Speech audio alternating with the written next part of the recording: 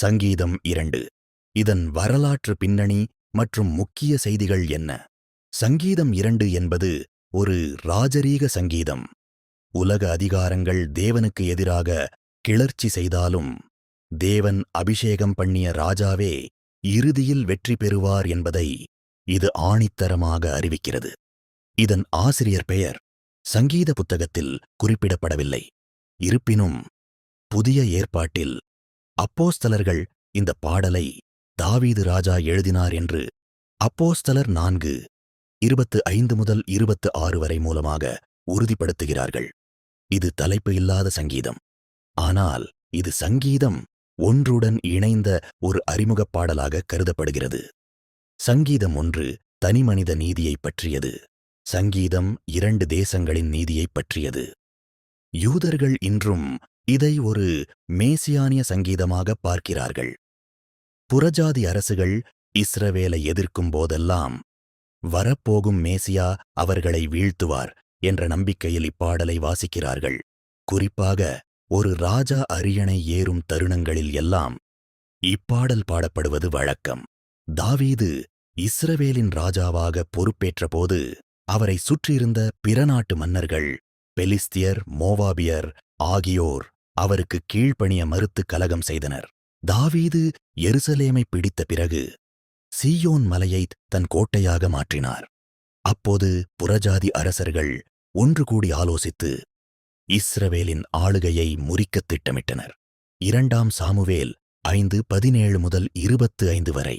எதிரிகளின் பெரும் படையைக் கண்டு அஞ்சாமல் தேவன் தன்னை தேர்ந்தெடுத்திருக்கிறார் என்பதையும் எதிரிகளின் திட்டத்தை அவர் நகைப்பார் என்பதையும் தாவீது இந்தச் சங்கீதத்தின் மூலம் வெளிப்படுத்துகிறார். முக்கியமான எபிரேய வார்த்தைகள். ராகாஷ் வசனம் 1. கொந்தளிக்கிறது அல்லது கூட்டமாகச் சேருதல். இது ஒரு மிருகம் உருமுவது போலவோ அல்லது கடல் அலைகள் சீறுவது போலவோ பகைவர்கள் கூச்சலிடுவதைக் குறிக்கிறது. மாஷியாக் வசனம் 2. அபிஷேகம் பண்ணப்பட்டவர். இதிலிருந்துதான் மேசியா என்ற சொல் வந்தது. இது ராஜாவையும் அதே சமயம் வரப்போகும் இரட்சகரான கிறிஸ்துவையும் குறிக்கும்.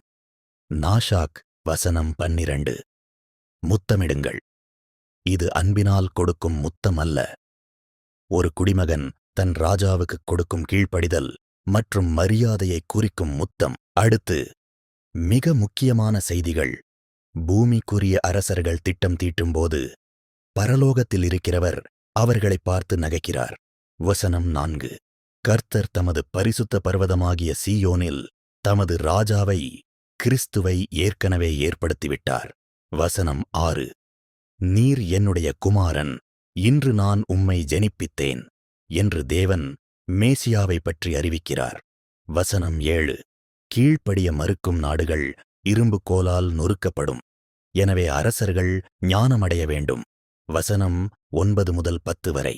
அடுத்து மேசியாவை பற்றிய செய்திகள் மற்றும் தீர்க்க தரிசனங்கள்.